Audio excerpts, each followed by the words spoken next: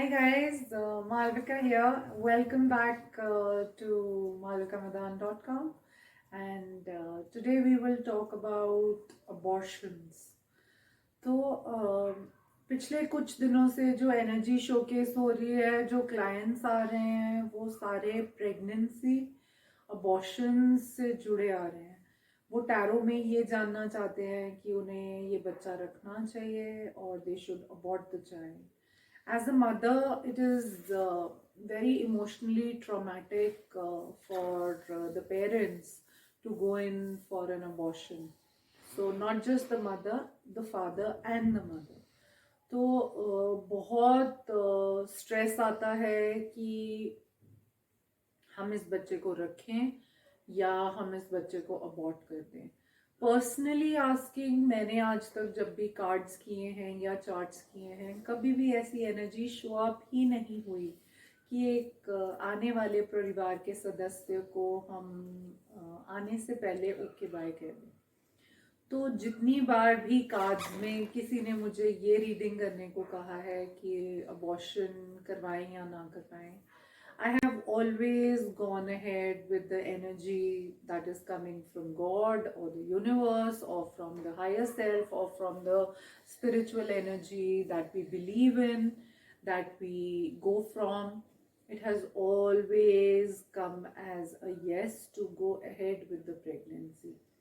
तो जब एक कपल ये डिसाइड करता है कि हमें बच्चे को रखना है या अबॉर्ट करना है, the first energy that comes to the parents is वो ये सोचते हैं कि क्या हम इस बच्चे की परवरिश कर पाएंगे, क्या हमारे पास फाइनेंसेस एडिक्वेट हैं एक और बच्चे का बर्डन उठाने के लिए। Please understand guys that any individual coming into this world is not a burden, and our responsibility as parents is only limited till the child being a part of the mother's womb and we bringing the child into the world. हम कोई भी नहीं होते उसकी ज़िंदगी चलाने वाले।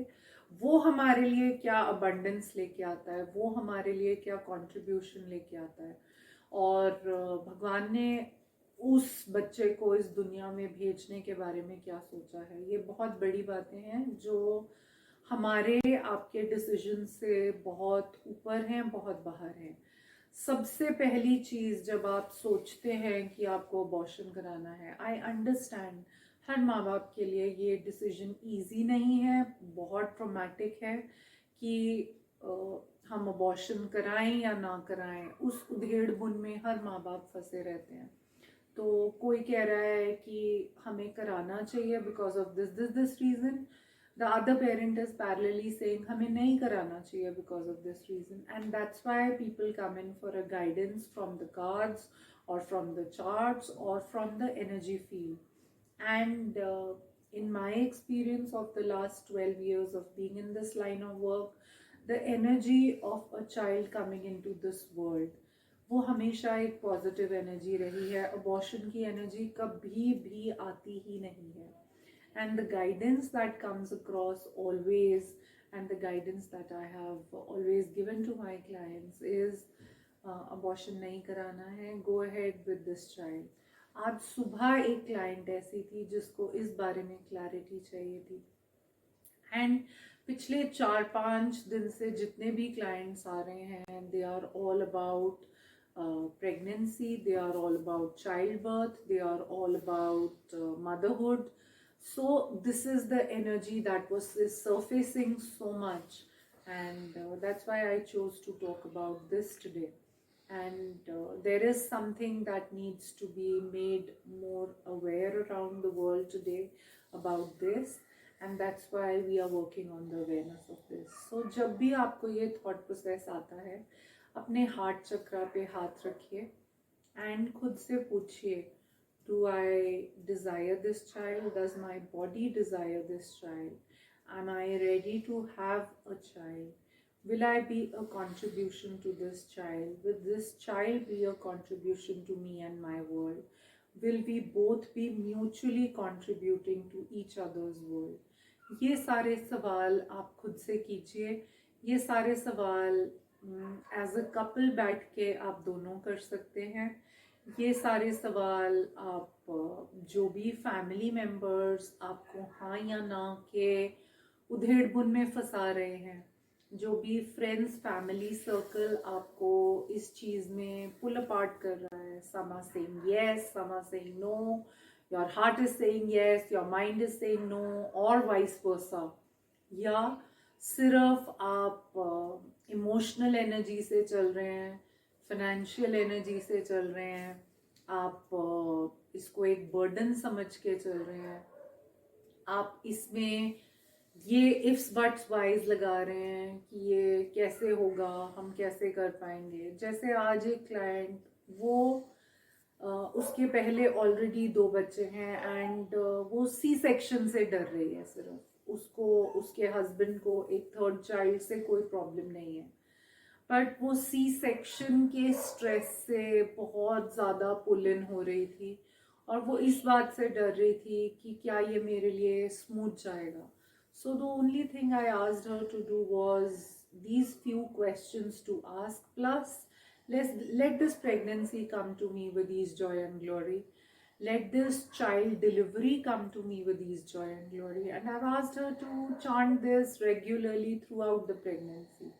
And ये गर्भ संस्कार का एक हिस्सा है, अगर आप इसको समझ सकते हैं। यस, टुडे फ्रॉम ग्रंथ पढ़ने से लेकर to going with the small small tools of awareness, the modus operandi may have changed, but गर्भ संस्कार के तरीके बदल सकते हैं।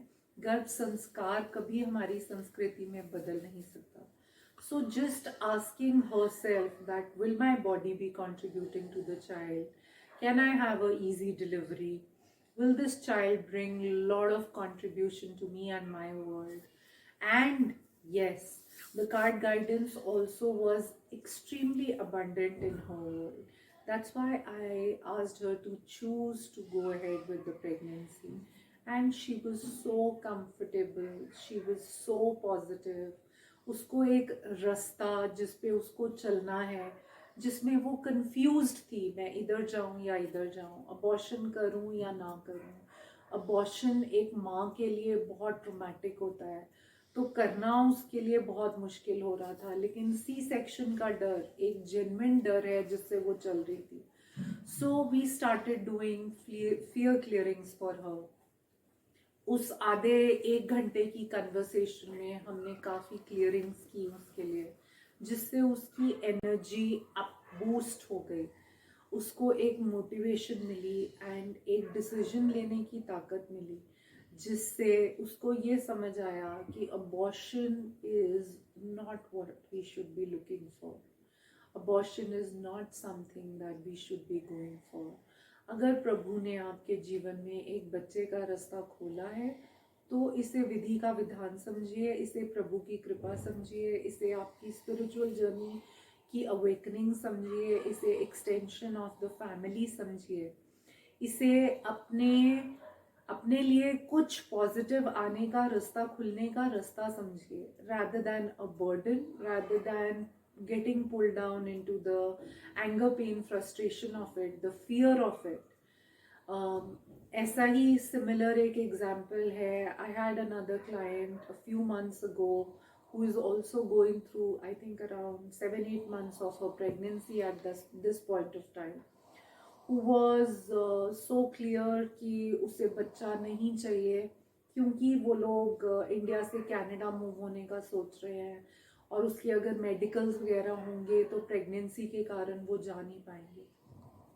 So the cards always said that this child will be the way for them to open opportunities in Canada. तो वो actually ऐसे शेप अप होता चला गया, कैसे होना था ये प्रभु जानते हैं, लेकिन उसकी कार्ड की गाइडेंस ये आ रही थी कि ये बच्चा ही आपके कनाडा जाने का रास्ता और इम्प्रूव करेगा। और आज उनका मेडिकल, उनका बायोमेट्रिक्स तक हो चुका है, and they are ready to move to Canada, and that child will be born in Canada, and his energies were always there to be born in Canada. So we are nobody to obstruct the energies that the universe is flowing towards us.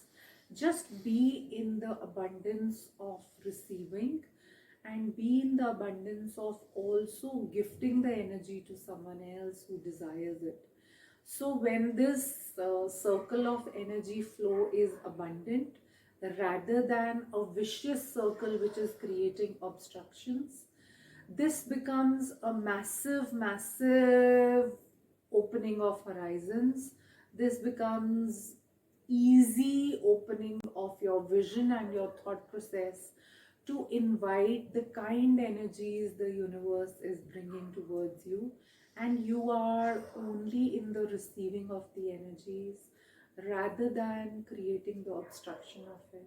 When I choose to receive, when I choose to receive from God, when I choose to receive from the higher spiritual energies, when I choose to receive from the kindness of the universe, then universe just opens up prospects for all of us to move into the abundance of the energy flow. वो हमारे लिए अपने आप रास्ते खोलते चले जाते हैं, and then we learn, then we choose to choose, then we choose to create greater, and we choose to outcreate even our own selves. We choose to outcreate from what we have taken decisions in the past to outcreating ourselves every day for the better. So just be in the flow of the energy. Just choose to create wonder in your worlds. That's it from me today. Thank you so much. I'll see you soon.